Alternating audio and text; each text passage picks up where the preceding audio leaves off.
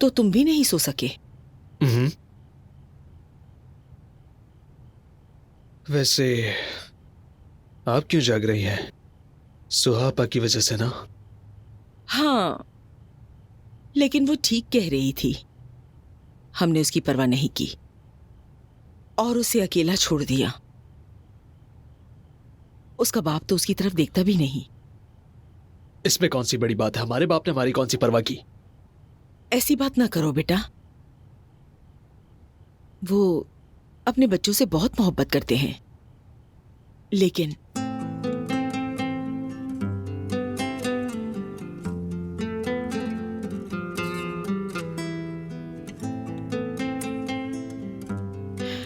लतीफ, जी। ये कौन है? कौन? मुझे ये जानी पहचानी लग रही है, लेकिन नहीं, ये नामुमकिन है। आप उसे नहीं जानती। ये मेरी क्लास की बस एक स्टूडेंट है और कोई भी बात नहीं, ये बस मेरी एक दोस्त है। ख्याल रखो बेटा। तुम अपनी बहन और अदनान दोनों का हाल देख रहे हो ना। शादी करना, घर बसाना, ये सब मुश्किल काम है।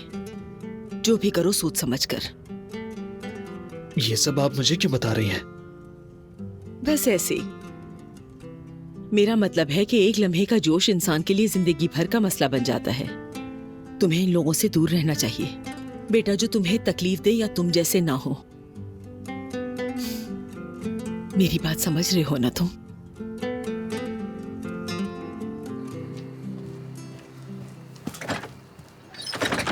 ज़मरूद,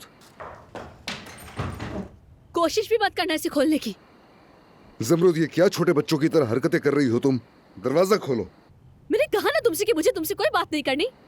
ज़मरूद देखो, ज़मरूद तुम्हें दरवाजा खोलना होगा, शायद तुम्हें किसी चीज की जरूरत पड़ जाए। हमारा तुम तक पहुंचना जरूरी है। दरवाजा खोलो प्लीज। अदनान, यहाँ से चले जाओ, मैं अपना ख्याल खुद भी रख सकती हूँ।